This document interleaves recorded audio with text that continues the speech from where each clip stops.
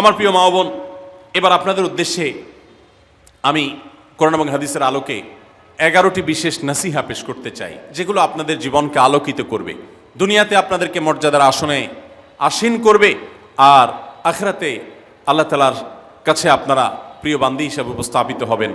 আল্লাহর কাছে আল্লাহর প্রিয় বান্দী হিসাবে উপস্থাপিত হয়ে জান্নাত লাভ করতে পারবেন। এরকম 11টি পরামর্শ বা নাসিহা আপনাদের প্রতি আমার। নাম্বার 1, কোরআন এবং হাদিসের জ্ঞান অর্জন করা। এটা সকল পুরুষ এবং নারী সকলের জন্য ফরজ। কোরআন এবং হাদিসের জ্ঞান অর্জন করা আমাদের জন্য ফরজ। আমরা অনেকেই আছি যারা ইসলামের ফরজ বিধিবিধানগুলো জানি না। আমাদের যেগুলো অবশ্য কর্তব্য সেগুলো আমরা অনেকে জানি না, শুধু নামে মুসলমান। গতানুগতিক কিছু কাজ করি, হাতে গোনা কিছু ইসলামের নামে কাজ করি, বাস মনে করেছি আমি মুসলমান হয়েছি। আপনাকে ঈমান সম্পর্কে জানতে হবে। আপনার ঈমান কিভাবে আনতে হবে, কি কোন কোন বিষয়ের প্রতি বিশ্বাস থাকতে হবে, কি বিশ্বাস থাকতে হবে, আল্লাহ সম্পর্কে বিশ্বাস থাকতে হবে। ঈমান সম্পর্কে অনেক ভুল ধারণা আমাদের আছে। আমরা আল্লাহ সম্পর্কে বিস্তারিত জানি না, আখিরাত সম্পর্কে জানি না, নবী রাসূল সম্পর্কে জানি না। এগুলো সম্পর্কে সঠিক জ্ঞান অর্জন করতে হবে। 5 ওয়াক্ত নামাজ এর বিধিবিধানগুলো, কখন কোনটা পড়তে হয়, ওয়াক্ত কখন থাকে কখন যায়, অনেক মহিলা আছেন জানেন না, অনেক নারীরা আছেন, অনেক পুরুষরা আছেন জানেন না। এগুলো জানতে হবে। ইসলামকে জানাটা অনেক গুরুত্বপূর্ণ। আর জানার জন্য কোরআনে কারীম বুঝে পড়বেন, হাদিস বুঝে পড়বেন, মাসলা মাসাইলের বই পুস্তক বুঝে পড়বেন ওলামাদের তত্ত্বাবধানে থেকে, এবং কোরআন এবং হাদিস শেখার যত ভালো আয়োজন উদ্যোগ আছে সেগুলোতে শামিল হবেন, জ্ঞান অর্জন করবেন। এটা ইসলামের গুরুত্বপূর্ণ একটা ব্যাপার। জ্ঞান অর্জন যদি না করেন তাহলে আপনি ইসলামের কোনো কাজ করতে পারবেন। ইসলামের সব কিছুর আগে হলো জ্ঞান অর্জন করা। সব কিছুর আগে ইসলাম সম্পর্কে ইলম অর্জন করতে হবে, কোরআন হাদিসের নলেজ অর্জন করতে হবে। নাম্বার 2, 5 ওয়াক্ত নামাজ। নবী সাল্লাল্লাহু আলাইহি সাল্লাম জান্নাতে, মেয়েদের জান্নাতে যাওয়ার শর্টকাট যে সিলেবাস দিয়েছেন, শর্টকাট যে ওয়ে বলেছেন, 4টা শর্ত দিয়েছেন। এর মধ্যে থেকে একটা হলো 5 ওয়াক্ত নামাজ ঠিকঠাক মতো যদি আদায় করেন। অনেক মহিলারা আছেন জোহরের নামাজ আসরের সময় গিয়ে আদায় করেন, আসরের কাছাকাছি আদায় করেন, কারণ গৃহস্থলী কাজে ব্যস্ত থাকেন, রান্নাবাড়ার কাজে ব্যস্ত থাকেন, গা গোসল নিয়ে ব্যস্ত থাকেন। করছি করে এই রান্নাবাড়া করা, সবাইকে খাবার দাবার দেওয়া, ছেলে মেয়েকে খাবার দাবার দেওয়া, ঘর ইত্যাদি মোছা ধোয়া, এগুলো করতে করতে, নিজের গোসল করতে করতে 3টা 3:30 বেজে যায়। অনেক সময় আসরের ওয়াক্তের কাছাকাছি গিয়ে তারপর জোহর নামাজ আদায় করেন। খুবই গর্হিত একটা কাজ। আমার মা বোনরা সতর্ক থাকবেন এ ব্যাপারে, যে নামাজ সময় মতো আদায় করতে হবে। শয়তান আপনাদেরকে একটা ভুল কথা বলে ধোঁকা দেয়, সেটা হলো যে আমি রান্নাবাড়া করছি যে পোশাকে, এই পোশাকে কিভাবে নামাজ পড়বো, তাহলে আমি গোসল টোসল করে একটা নামাজ পড়বো। আর গোসল তো আর সহজে করা হয় না। রান্নাবাড়ার পরে সবাই বাড়ায় খাওয়াই দেওয়া, এরপরে ঘর দুয়ার পরিষ্কার করা, এরপরে সব কাজ শেষে গোসল করা, তারপরে গোসল করে এসে নামাজ পড়া, এসব করতে করতে শয়তান আপনার নামাজটা অনেক পিছায় দেয়। মনে রাখবেন, আপনি যে পোশাকে কাজ করতেছেন ওই পোশাকে যদি দুর্গন্ধ না থাকে, খারাপ না থাকে, ভালো পোশাক হয়, তো ওই পোশাকে আপনি নামাজ পড়তে পারবেন। দুর্গন্ধ থাকলেও শরীরকে ফ্রেশ করার ব্যবস্থা আছে, আপনি ফ্রেশ করে আপনি নামাজে দাঁড়ায় যাবেন, এরপর নামাজ পড়ে বাকি কাজ করবেন। নামাজকে বলবেন না যে আমার অনেক কাজ আছে, এগুলো শেষ করে নামাজ পড়বো। শয়তান আমাদেরকে ধোঁকা দেয়। এই জন্য মা বোনরা 5 ওয়াক্ত নামাজ সময় মতো আদায় করবেন, ঠিকঠাক মতো আদায় করবেন। অনেক মা বোনরা আপনারা নামাজ পড়েন, নামাজ হয় না। বাংলাদেশে বেশিরভাগ মহিলাদের, নারীদের মধ্যে একটা ভুল আছে নামাজ প্রসঙ্গে, সেটা হলো যে নামাজের মধ্যে সতরটা ভালো করে ঢাকেন না। সতর কি? মেয়েদের নামাজের মধ্যে মুখমণ্ডল ছাড়া, 2 হাতের কবজি ছাড়া তাদের মাথা থেকে পা পর্যন্ত পুরো শরীর তারা ঢেকে রাখবে। আজকাল নামাজের ওড়না পাওয়া যায়, এই ওড়নাগুলো পরলে এই মুখমণ্ডল ছাড়া 2 হাত এক সহকারে ঢাকা থাকে, এভাবে ঢেকে রাখতে হবে। আপনি যদি নামাজ পড়েন, আপনার গলা দেখা যায়, আপনার কাঁধের কিছু অংশ দেখা যায়, চুল দেখা যায়, আপনার হাতের কনুই দেখা যায়, তাহলে সেক্ষেত্রে কিন্তু আপনার নামাজ হবে না। যদি আপনার পুরো নামাজ জুড়ে এরকম খালি থাকে এগুলো, তাহলে নামাজ হবে না। অনেক বোনরা এটা জানেন না, তাহলে নামাজটা ঠিকঠাক মতো পড়তে হবে। জান্নাতে যাওয়ার জন্য এটা পূর্ব শর্ত। নাম্বার 2। নাম্বার 3, রমজান মাসে রোজা রাখা। রোজা রাখার ক্ষেত্রে আলহামদুলিল্লাহ মা বোনরা রাখেন সাধারণত, কিন্তু রোজা রেখে গীবত, মিথ্যা, শেকায়েত, মানুষের পিছনে সমালোচনা করা, এগুলো করলে রমজান নষ্ট হয়ে যায়, রোজা নষ্ট হয়ে যায়। এগুলো করা যাবে না, এগুলোতে বেঁচে থাকতে হবে। সেই সাথে অনেক মা বোন আছেন, একটু সন্তান গর্ভে আসছে, কিন্তু সন্তান দুধ কিংবা সন্তান দুধ পান করে, এই অজুহাত দিয়ে তিনি দেখা যায় যে রমজানের রোজা ঠিক মতো রাখেন না। এটা ভুল। বরং সামান্য একটু ঠুনকো অজুহাতে রমজানের রোজা বাদ দেওয়া যাবে না। যতক্ষণ পর্যন্ত শক্তি সামর্থ্য আছে রমজান রোজা ঠিক মতো রাখতে হবে। নাম্বার 3। 4 নম্বর হলো স্বামীর আনুগত্য করা। আমি সবসময় বলি এটা হলো মহিলাদের জন্য তিতা করল্লার আমল। তিতা করল্লা দিয়ে জুস বানায় খাওয়ানো, এটা যেরকম কষ্টের কাজ মানুষের জন্য, ঠিক একইভাবে মহিলাদের জন্য স্বামীর কথা শোনাটা এরকম কষ্টের কাজ। অনেক মহিলা আছে নামাজ পড়তে রাজি আছি, রোজা রাখতে রাজি আছি, তাসবিহ তাহলিল করতে রাজি আছি, কোরআন পড়তে রাজি আছি, মগর পুরুষের স্বামীর কথা শুনবো না। কেন তার কথা শুনবো কেন? আমি কি কম বুঝি? এই মানসিকতা আজ পশ্চিমা অপসংস্কৃতির যে ছোঁয়া আমাদের সমাজে এসেছে, লেগেছে, এটার কারণে আমাদের মা বোনদের মধ্যে তৈরি হয়েছে। এটা কখনো আমাদেরকে সুখী করতে পারে না। একটা ছোট মুদি দোকানেও একজনকে দায়িত্বশীল মানতে হয়, একজন মালিক হয়, আর একজন অধীনস্থ হয়, একজন ম্যানেজার হয়, আর একজন তার কর্মী হয়। এতটুক চেইন অফ কমান্ড যদি ঠিক না থাকে, তাহলে একটা ছোট দোকানও সুশৃঙ্খলভাবে চলতে পারে না, সেটাও বিশৃঙ্খল হয়ে যাবে। তাহলে একটা সংসার, একটা পরিবারে একজনকে মুরব্বী না মানলে কিভাবে সেটা চলতে পারে? অবশ্যই একজন নারী তার স্বামীকে অভিভাবক মানবেন, মুরব্বী মানবেন, তাকে মেনে চলবেন। শুধু ইসলামই বলে নাই, পশ্চিমা দুনিয়ার মানুষরাও স্বীকার করে। সব একটা আত্মজীবনীমূলক লেখা ধারাবাহিকভাবে বাংলাদেশে একটি জাতীয় গণমাধ্যমে প্রকাশ হয়েছে অনেক বছর আগে, আমি পড়েছি। সেখানে তিনি পরিষ্কার করে বলেছেন যে আমার দাদি নানীরা পারিবারিক জীবনে যতটা সুখী ছিল, এখন আমাদের স্ত্রী, আমাদের মেয়েরা ততটা সুখী না। অথচ তাদের এত বেশি শাড়ি চুড়ি, এত বেশি সাজগোজ, এত বেশি সুখ সমৃদ্ধির উপকরণ ছিল না আজকের মেয়েদের যতটা আছে। পারিবারিক শান্তি তখন যতটা ছিল, এখন তার ধারে কাছেও নেই। এর অন্যতম কারণ হলো এটি যে আমরা পশ্চিমা অপসংস্কৃতির ছোঁয়ায় পড়ে শয়তান আমাদেরকে অতিরিক্ত স্বাধীনতার নাম দিয়া আমাদেরকে বলগাহীন স্বাধীনতার পথে নিয়ে গেছে, যেটা আমাদের ধ্বংস ডেকে এনেছে। এজন্য একজন গার্ডিয়ান, একজন অভিভাবক পরিবারে থাকতে হবে, তাকে মানতে হবে। আপনি নারী হিসাবে আপনার স্বামীটাকে যদি মনে হয় একটু বোকা কিসিমের, সে বুঝে না, আপনি অবশ্যই ডেফিনেটলি আপনি তাকে বোঝাবেন, আপনি তাকে আপনার মতামত বলবেন, তারও কর্তব্য আপনার মতামত গ্রহণ করা। কিন্তু এর মানে এই না যে আপনি তাকে ডিনাই করবেন, পাত্তা দিবেন না, অবজ্ঞা করবেন, তার কাছে জিজ্ঞেস করা ছাড়া যেদিক সেদিক যাবেন, যা খুশি তা করবেন, এটা উচিত না। আপনার জান্নাতে যাওয়ার প্রয়োজনে ওই যে তিতা করল্লা বলেছি, সে যদি কোনো দিক থেকে তাকে মানতে আপনার কষ্ট হয়, আপনার থেকে সে পিছিয়ে আসে বুদ্ধিতে জ্ঞানে, তারপরে একটু কষ্ট করে ঢোক গিলেন, একটু কষ্ট করে সবর করেন, শুধুমাত্র জান্নাতের আশায় আল্লাহ তাআলা আপনাকে মর্যাদা দিবেন, দুনিয়াতে বড় করবেন, আখিরাতে বড় করবেন। অনেক সময় দেখা যায় পুরুষতান্ত্রিক সমাজে আমাদের দেশে দেখা যায় যে পুরুষদের নানা অনাচারে মেয়েরা অতিষ্ঠ হয়। একটু সবর করেন, সন্তান সন্ততি বড় হবে, তখন আর পুরুষের এই সমস্ত জুলুম থাকবে না, পুরুষ তখন দৌড়ের উপরে থাকবে। এই বাস্তবতা আমরা প্রত্যেকটা মানুষ উপলব্ধি করার কথা। অতএব মুসলিম নারীদের অত্যন্ত গুরুত্বপূর্ণ আরেকটি বিষয় হলো 4 নম্বর যেটি বললাম, স্বামীর আনুগত্য করা। যতটুকু সম্ভব তার সর্বোচ্চ আনুগত্য করার চেষ্টা করতে হবে, যতক্ষণ তিনি কোরআন হাদিসের কথা বলেন। স্বামী যদি কোনো অন্যায় কথা করতে বলেন, তাহলে তখন আর তার কোনো কথা শোনা যাবে না। নাম্বার 5, একজন মুসলিম নারীর জন্য তার ইজ্জতের হেফাজত অত্যন্ত গুরুত্বপূর্ণ ব্যাপার। এমন একটা সমাজে আমরা বসবাস করতেছি, পাঠ্য বইয়ে শিক্ষার নামে আমাদের সন্তানদের চরিত্র নষ্ট করে দেওয়া হচ্ছে, বিবাহ বহির্ভূত সম্পর্ক করতে তাদেরকে উস্কানি দেওয়া হচ্ছে, শিক্ষার নামে কুশিক্ষা দেওয়া হচ্ছে, যার কারণে আমার সন্তান নষ্ট হয়ে যাচ্ছে। এই জন্য আমি বলি, এমন যুবক, এমন যুবতী আজকাল সোনার হরিণ হয়ে গেছে। হাজারে 10 জন যুবক পাওয়া যাবে কিনা সন্দেহ, যেই যুবক বুকে হাত রেখে বুক টান টান করে আল্লাহর শুকরিয়া আদায় করে বলতে পারবে তার যৌবনে কোনো হারাম স্পর্শ সে করে নাই, কোনো হারামের কাছে সে যায় নাই, তার চরিত্রকে সে হেফাজত করেছে, কোনো গুনাহে সে লিপ্ত হয় নাই, এরকম কথা বলার মতো যুবক খুব বেশি নাই আমাদের সমাজে। ধ্বংস করে ফেলা হয়েছে বিনোদনের নামে, শিক্ষার নামে, নানা নামে। এগুলো আমাদের দেশের সংস্কৃতি ছিল না। এদেশের মুসলমান তো বটে, এদেশের হিন্দুরাও পারিবারিক এই বন্ধনের মধ্যে থেকে তারা তাদের চরিত্রকে হেফাজত করে, বৈবাহিক সম্পর্ক ছাড়া কোনো প্রকার সম্পর্কের মাধ্যমে তাদের যৌন আকাঙ্ক্ষাকে মেটায় না। এটা এদেশের মাটির, এদেশের কালচার, এদেশের মানুষের কালচার, এদেশের সকল ধরনের মানুষের কালচার, কিন্তু এদেশের সেই সংস্কৃতিকে ধ্বংস করে দেওয়া হচ্ছে ছোট ছোট বাচ্চাদের বইয়ে এই বিবাহ বহির্ভূত সম্পর্কের কথা বলে। এই জন্য সচ্চরিত্র এখন সোনার হরিণ হয়ে গেছে। নবী সাল্লাল্লাহু আলাইহি ওয়াসাল্লাম বলেছেন, মাইয়াজমান লি মা বাইনা লিহিয়াইহি ওয়া মা বাইনা রিজলাইহি আদমান লাহুল জান্নাহ। যে ব্যক্তি তার 2 চোয়ালের মাঝখানের অঙ্গ অর্থাৎ মুখ, আর যে ব্যক্তি তার 2 রানের মধ্যবর্তী অঙ্গ, তার লজ্জাস্থানকে হেফাজত করবে, অন্যায় খাতে ব্যবহার করবে না, এটার সংরক্ষণের দায়িত্ব এবং গ্যারান্টি যে ব্যক্তি নিজের ব্যাপারে নিজে নিবে, নবী সাল্লাল্লাহু আলাইহি ওয়াসাল্লাম বলেছেন, আমি তার জন্য জান্নাতের দায়িত্ব নিয়ে নিলাম। যে এটা 2টার দায়িত্ব নিতে পারবে, আমি তার জান্নাতের দায়িত্ব নিলাম। এবং নবী সাল্লাল্লাহু আলাইহি ওয়াসাল্লাম আরো বলেছেন, আকসারু মা ইউদখিলুন নাস আন-নার, মানুষকে সবচেয়ে বেশি জাহান্নামে নিয়ে যায় কোন জিনিসে? আল ফামু আল ফরজ, এই 2টি অঙ্গ, মুখ এবং লজ্জাস্থান। এই জন্য মা বোনরা, অনেকে আপনাদেরকে অনেক প্ররোচনা দিবে, অনেক গুনাহের পথে আহ্বান করবে। আপনাদের মেয়েরা স্কুল কলেজে পড়তে গেলে সেখানে অনেক অন্যায় আবেদন শুনবে, হারামের আহ্বান শুনবে। তাদেরকে সুশিক্ষা দিবেন যে আল্লাহ তাআলা তোমাকে যে চরিত্র দিয়েছে, এই যৌবন দিয়েছে, এটাকে যেখানে সেখানে ব্যবহার করলে হবে না। কিয়ামতের ময়দানে যুবকদেরকে আলাদা করে জিজ্ঞাসা করা হবে, তোমার যৌবনকালে কি করছো সেটা বলো, বুড়া বয়সে এসে কি করছো এটা ইম্পর্টেন্ট না, যৌবনকালে কি করে আসছো সেটার হিসাব দাও।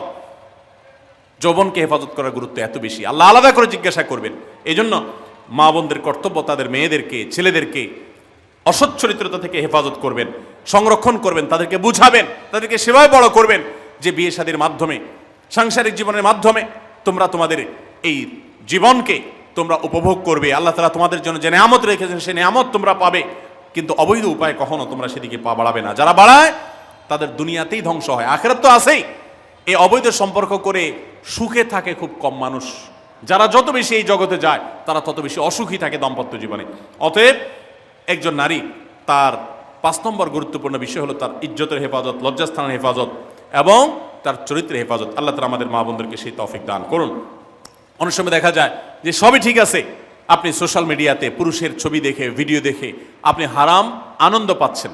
আপনি ইমোতে, হোয়াটসঅ্যাপে, মেসেঞ্জারে বিভিন্ন পুরুষের সাথে অপ্রয়োজনীয় চ্যাটিং করছেন, কথা বলছেন, এবং সেখানে এই বেহুদা কথা থেকে অনেক অনাচার হয়ে যায়, অনেক সংসার ভেঙে যায়, অনেক পরকীয়া হয়, অনেক সংসার ধ্বংস হয়। এই জন্য আল্লাহ বলেছেন ওয়ালা তাকরাবুজ জিনা, জেনার কাছেও যেও না, চ্যাটিংই করতে যেও না, কারণ করতে গেলে তুমি ডুবে যাবা, পরে ফিরে আসতে পারবা না। ভয়ঙ্কর এক গুহা এবং ভয়ঙ্কর এক জগৎ। তো এই পথ থেকে আমাদেরকে বেঁচে থাকতে হবে। আল্লাহ আমাদের তৌফিক দান করুন। নাম্বার 6, মা বোনদের জন্য গুরুত্বপূর্ণ বিষয় হলো সন্তানদের লালন পালন করা। আপনি বাজার থেকে 2-4 কেজি আম কিনে খাইছেন, এটাতে আপনি যতটা সুখী হতে পারবেন, আপনি যদি একটা আমের গাছ লাগাই দিতে পারেন তাহলে তার চাইতে অনেক বেশি সুখী হতে পারবেন, আপনি বেশি লাভবান হবেন, আপনি মনকে মন আম খেতে পারবেন, আপনার বংশধররা খেতে পারবে। নিজে আমল তো করবেনই মায়েরা, বোনেরা, পাশাপাশি সন্তানদেরকে যদি আল্লাহ ভীরু বানান, মুত্তাকি বানান, পরহেজগার বানান, কোরআন হাদিস শিখান, তাদেরকে যদি পর্দা শিখান, তাদেরকে যদি চরিত্রের হেফাজত শিখান, তাদেরকে যদি ভালো মানুষ বানানো শিখান, তাহলে আপনি আম গাছ লাগানোর মতো ফলের গাছ লাগাই গেলেন, সওয়াবের গাছ লাগাই গেলেন, দুনিয়া থেকে চলে যাবেন। নেক সন্তানের আমল যেগুলো আপনি শিখাই দিয়ে গেছেন এগুলোর সওয়াব আপনি পেতে থাকবেন। ছেলেটাকে সূরা ফাতিহা নিজে শিখাবেন, মেয়েটাকে সূরা ফাতিহা নিজে শিখাবেন, নিজে ভালো করে শিখবেন, তাহলে মরণ পর্যন্ত এই ছেলে যতবার সূরা ফাতিহা পড়বে প্রত্যেক নামাজে আপনি কিন্তু সওয়াব পেয়ে থাকবেন, কারণ আপনি শিখাই দিয়ে গেছেন, আপনি শুরুটা করে দিয়ে গেছেন। এই জন্য মা বোনদের জন্য সন্তানদের লালন পালন করা, সন্তান দুধে ভাতে আছে কিনা, ভালো জামা কাপড় পরছে কিনা, এর চাইতে ইম্পর্টেন্ট হলো সন্তান আমার নামাজ পড়ছে কিনা, সন্তান আমার আল্লাহকে চিনে কিনা, সন্তান আমার কোরআন হাদিসের শিক্ষা পেয়েছে কিনা। সন্তান একজন স্কুলে যায় না, তার জন্য আমার মাথা খারাপ হলে, সন্তান একজন নামাজ পড়ে না এক ওয়াক্ত, তার জন্য আরো বেশি মাথা খারাপ হতে হবে। তাহলে আপনি দায়িত্বশীল মা হতে পারবেন, দায়িত্বশীল বাবা হতে পারবেন। মনে রাখবেন নবী সাল্লাল্লাহু আলাইহি ওয়াসাল্লাম বলেছেন প্রত্যেকটা শিশু জন্মগ্রহণ করে ভালো মানুষ হয়ে, কেউ জন্মগতভাবে খারাপ হয় না, ডাকাত হয়ে জন্মায় না, তবে তার মা বাপ তাকে নষ্ট করে। কারণ মা বাপ তাকে ঠিক মতো লালন পালন না করে, ভালো পরিবেশ দেয় না, খারাপ ছেলেফেলের সাথে মিশে, তখন সে নষ্ট হয়। এই জন্য আপনার দায়িত্ব সন্তান কার সাথে মিশছে, কোথায় যাচ্ছে, কি করতেছে, মোবাইলে কি দেখছে, সন্তানকে সময় দেন, মোবাইল টিপাটিপি বন্ধ করেন, তাদেরকে নিয়ে বসেন, তাদেরকে কথা শোনান, কোরআন হাদিস পাঠ করে শোনান, তাদেরকে ভালো পরিবেশ দেন, ভালো ফ্যামিলির, দিনদার ফ্যামিলির বাচ্চাদের সাথে তাদেরকে মিশান। ইনশাআল্লাহ আপনি আল্লাহর কাছে এর জন্য উত্তম বিনিময় পাবেন, সওয়াব পাবেন। নাম্বার 7, মা বোনরা বিশেষ করে আপনাদের জন্য গুরুত্বপূর্ণ হলো কৃতজ্ঞতা আদায় করবেন। পুরুষদের জন্য গুরুত্বপূর্ণ, কিন্তু মা বোনদের জন্য বিশেষ গুরুত্বপূর্ণ এই জন্য যে নবী সাল্লাল্লাহু আলাইহি ওয়াসাল্লাম বলেছেন, তিনি জাহান্নামে নারীদেরকে যে দেখেছেন, তাকে যে দেখানো হয়েছে মেরাজে, যে প্রচুর সংখ্যক নারীরা জাহান্নামে, এর অন্যতম একটা কারণ ছিল নেয়ামতের নাশকরি করা। পুরুষদের মধ্যেও নাশকরির কারণে বহু পুরুষ জাহান্নামে যাবে। মা বোনরা স্বামী এবং নিজের জগতে যতটুকু আল্লাহ তাআলা দিয়েছেন এতটুকুর উপর শুকর আদায় করবেন। আপনার স্বামী মানুষটা হয়তো মুখটা খারাপ, কিন্তু তার শরীরটা ভালো আছে, সে আপনাকে উপার্জন করে এনে খাওয়ায়। অনেক মহিলা আছে তার স্বামী হয়তো অ্যাক্সিডেন্ট করে পঙ্গু হয়ে গেছে, সে হয়তো বিছানা শুয়ে বাকি জীবন কাটিয়েছে, তার কষ্টের কোনো শেষ নাই। আপনার স্বামী হয়তো বা তার কোনো দিক থেকে দুর্বলতা আছে, আবার বহু দিক থেকে তার ভালো গুণ আছে। একই কথা পুরুষদের জন্য ইসলাম নির্দেশ করেছে যে তার স্ত্রীর একটা গুণ খারাপ দেখে যদি তার কষ্ট লাগে, তো সে চিন্তা করলে 10টা গুণ ভালো দেখবে, সেটা দেখে শুকর আদায় করা উচিত। এই শুকরিয়া আদায় করা ছাড়া পুরুষ হোক নারী হোক কেউ আল্লাহর প্রিয় বান্দা হতে পারবে না। এজন্য আল্লাহর কাছে শুকরিয়া আদায় করবেন। মায়েরা বিশেষ করে শ্বশুরের বাড়িতে যাওয়ার পর প্রথম অনেক কষ্ট হয়। আমি সবসময় বলি, শ্বশুর বাড়িতে যাওয়ার পর মেয়েরা আমাদের দেশে নানান জুলুম নির্যাতন সহ্য করতে হয়। শাশুড়ি বাঁকা চোখে দেখে, সব শাশুড়ি না, অনেক শাশুড়ি, অনেক সময় ননদরা বাঁকা চোখে দেখে। স্বামী লোকটা জ্বালায় নানাভাবে, দেবররা জ্বালায় নানানভাবে, মানুষ খোঁচাখুচি করে কষ্ট দেয়। একটু ধৈর্য ধারণ করেন, আল্লাহ তাআলা আপনার সংসারে যখন 2-4টা সন্তান দিবে, এরা যখন বড় হয়ে যাবে, এগুলো সব আপনার বাহিনী হয়ে যাবে, তখন দেখবেন ওই বুড়া আস্তে আস্তে চুপসে গেছে, বুড়ার বড় কোনো গলা নাই, বড় কোনো কথা নাই, কারণ পোলাপান সব মায়ের পক্ষে থাকে, বুড়া সব আস্তে আস্তে সাইজ হয়ে যায়। এই জন্য মা বোনরা সবর করবেন, ধৈর্য ধারণ করবেন, খবরদার ধৈর্য হারা হবেন না, শুকর আদায় করবেন। নাম্বার 8, কখনো মুখ খারাপ করবেন না, গালিগালাজ করবেন না, অভিশাপ দিবেন না। অনেক সময় পোলাপান একটু উল্টাপাল্টা করলে তাদেরকে অনেক মা অভিশাপ দিয়ে দেন, গজব ঠাডা দিয়ে দেন, বদদোয়া করেন, মুখ দিয়ে খারাপ কথা বলে ফেলেন। এগুলো খুব খারাপ জিনিস। নবী সাল্লাল্লাহু আলাইহি সাল্লাম বলেছেন, যদি কাউকে গজব ঠাডা দেওয়া হয় তো এটার উপযুক্ত না হলে যে দেয় তার উপরে এসে পড়ে, এরকম ভয়াবহ একটা বিষয়। এই জন্য কোন অবস্থাতে এগুলো যেন না হয়। এবং মেয়েদের জাহান্নামে যাওয়ার অন্যতম, বেশি জাহান্নামে যাওয়ার অন্যতম একটা কারণ এটাও যে তাদের মধ্যে, অনেকের মধ্যে, আমি সবার কথা বলছি না, যে এই ধরনের গালিগালাজ করা, অভিশাপ দেওয়ার বৎস্বভাব আছে। এই বৎস্বভাব বহু পুরুষের মধ্যেও আছে, সবাইকে ছাড়তে হবে। নাম্বার 9, আত্মীয়তার বন্ধন রক্ষা করার পরে দায়িত্বশীল হতে হবে। স্বামীকে স্বামীর ভাই বোনের সাথে সম্পর্ক ভালো রাখতে কখনো বাধা দিবেন না। অনেক মহিলা আছে বোকার মতো কাজ করে। স্বামী যদি স্বামীর ভাইকে টাকা পয়সা দেয় সে অপছন্দ করে, স্বামী যদি স্বামীর বোনকে টাকা পয়সা দেয় সে এটাকে পছন্দ করে না, মা বাবার খোঁজ খবর বেশি নিলে তার কাছে ভালো লাগে না। এই মহিলা হলো নির্বোধ। কেন নির্বোধ? কারণ নবী সাল্লাল্লাহু আলাইহি সাল্লাম বলেছেন যে মান সাররাহু আন ইউবসাতালাহু ফি রিজকিহি আও ইউনসালাহু ফি আথরি ফালিয়াসিল রাহিমা, যে ব্যক্তি চায় তার রিজিকে আল্লাহ বরকত দেখ, তার হায়াতে বরকত দেখ, সে যেন রক্ত সম্পর্কে আত্মীয়দের সাথে সম্পর্ক বেশি ভালো রাখে। তাহলে আপনার স্বামীর রিজিক বেশি হোক, টাকা পয়সা বেশি হোক, তার হায়াতে বরকত হোক, এটা যদি আপনি চান তাহলে আপনি বরং তারা উৎসাহিত করা উচিত। তোমার ভাইটার খবর নাও, তোমার বোনটার বাড়িতে যাও, তোমার মা বাপের খেদমত করো, তাদের সাথে যত সম্পৃক্ত থাকবে আপনার স্বামীতে আল্লাহ তাআলা তত বরকত দান করবেন। এই জন্য তাকে সেটা করবেন। আবার পুরুষদেরও উচিত মেয়েদেরকে সুযোগ দেওয়া, তারা তাদের বাপ, মেয়েরও তো কর্তব্য আছে তার বাপ মার প্রতি, বাপ মার খেদমত করবে, বাপ মার জন্য হাদিয়া তোফা দিবে। অনেক পুরুষরা আছে মেয়েদের পাওনা অধিকারই দেয় না, হাদিয়া তোফা কোত্থেকে দিবে, তাদের মহরটাই দেয় না, তাদের হাত খরচ দেয় না। আলাদা কিছু হাত খরচ দেওয়া উচিত, যে তার মতো সে খরচ করবে, তার মা বাপের জন্য খরচ করবে। এগুলোর বিনিময়ে আমরা আল্লাহর কাছে জান্নাত পাবো। অতএব এই আত্মীয়তার সম্পর্ক রক্ষা করা গুরুত্বপূর্ণ। নাম্বার 10, সাদাকা করবেন। সাদাকা জাহান্নাম থেকে মুক্তির কারণ। নবী সাল্লাল্লাহু আলাইহি সাল্লাম জাহান্নামের ব্যাপারে সতর্ক করেছেন আপনাদেরকে, আমাদের সবাইকে। অতএব সাদাকা দিলে জাহান্নাম থেকে মুক্তির একটা পথ আমরা পাই, সুগম হয়। এবং নবী সাল্লাল্লাহু আলাইহি সাল্লামের সময় মহিলা সাহাবীরা তাদের গহনা খুলে আল্লাহর রাস্তায় দান করতেন। এজন্য মসজিদ, মাদ্রাসা, বিভিন্ন গুরুত্বপূর্ণ যে দানের খাতগুলো আছে সেগুলোতে বেশি বেশি দান করবেন, বেশি বেশি আল্লাহর রাস্তায় ব্যয় করবেন, যতটুকু তৌফিক আছে ততটুকু। এখন মহিলারা দান করবে কোত্থেকে? পুরুষরা মহরের টাকাই পরিশোধ করে না, বেচারে দান করবে কোত্থেকে? এই জন্য পুরুষরা দায়ী হবে, এবং মহিলারাও তাদের মহরের টাকা যেন অনাদায় না থাকে, তারা যেভাবে চেষ্টা করলে হয় সেভাবে চেষ্টা করবেন, এবং তাদের হাত খরচ আলাদা দেওয়া উচিত, এবং তারা পর্দার মধ্যে থেকে তাদের মতো উপার্জনও করতে পারেন, সেটাও শরীয়ত তাদের জন্য সুযোগ রেখেছে। যেভাবে হোক তারাও সাদাকার চেষ্টা করবেন।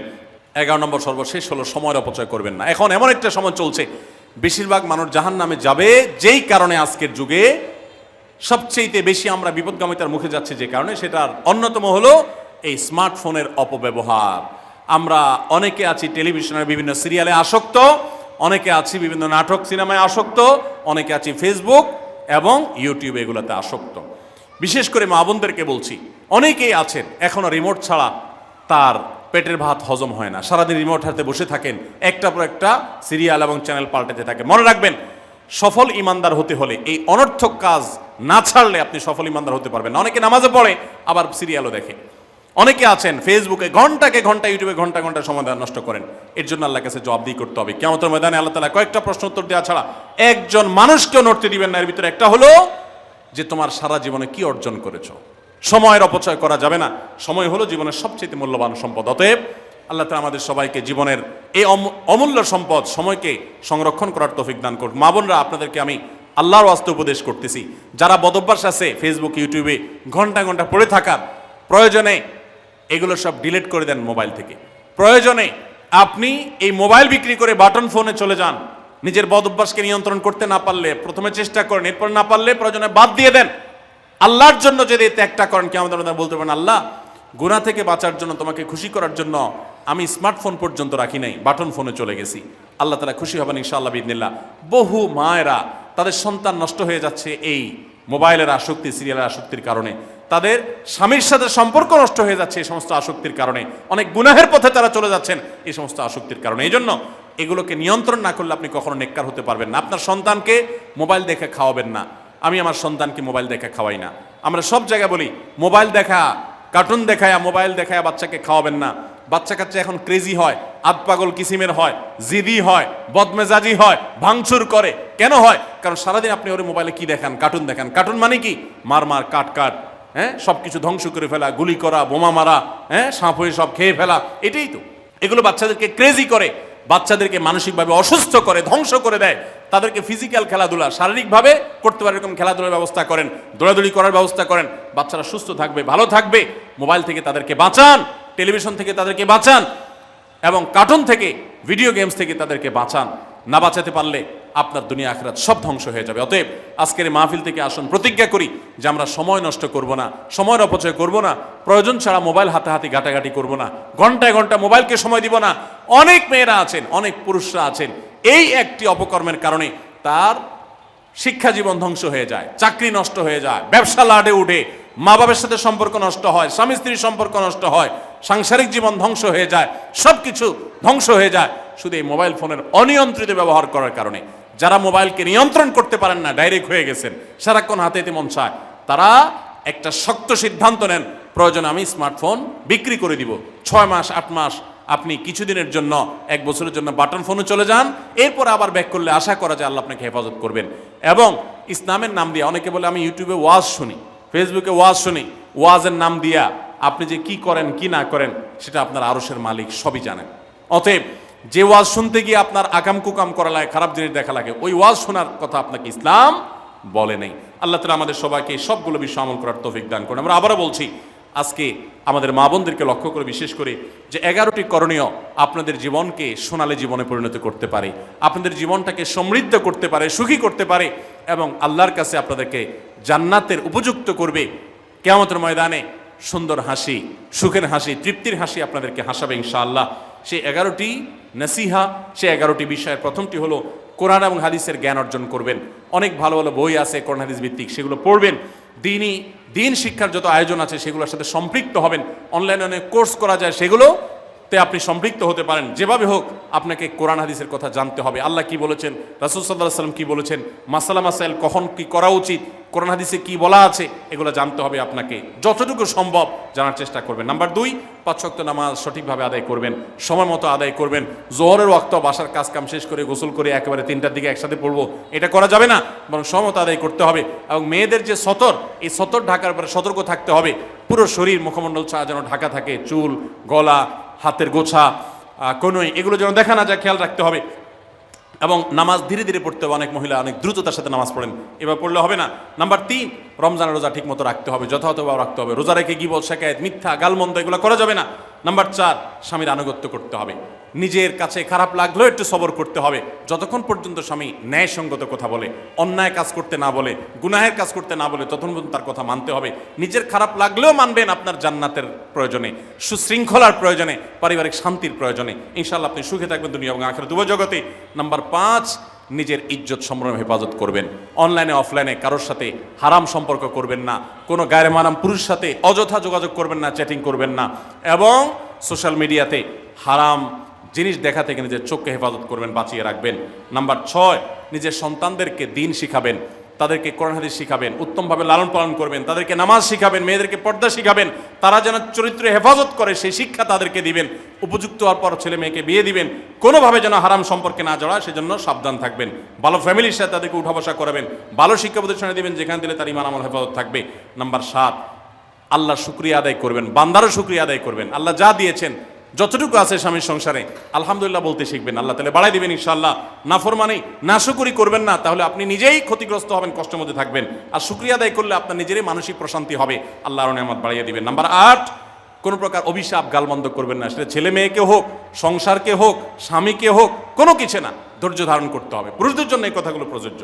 আর নাম্বার 9, আত্মীয়তার সম্পর্ক রক্ষা করতে হবে, ছিন্ন করা যাবে না। নিজের স্বামীকে তার বাপ, তার বোন, তার মা, তার ভাই, তাদের সাথে সুসম্পর্ক বজায় রাখতে সাহায্য করবেন, বাধা দিবেন না, পারলে আরও সাহায্য করবেন, এতে আপনারই লাভ হবে। আবার স্বামীদেরও উচিত স্ত্রীকে তার পরিবারের সাথে সম্পর্ক বজায় রাখার জন্য সাহায্য করা। মেয়েদের উচিত তাদের মা, তাদের বোন, ভাই, তাদের সাথে আজকাল মোবাইলে যোগাযোগ করা যায়, খোঁজখবর নেবেন, কথাবার্তা বলবেন। স্বামীর সংসারে আসছেন দেখে বাপের সংসার ভুলে যাবেন, সেটাও যেন না হয়, খেয়াল রাখতে হবে। নাম্বার 10, যতটুকু সম্ভব দান সাদাকা করবেন।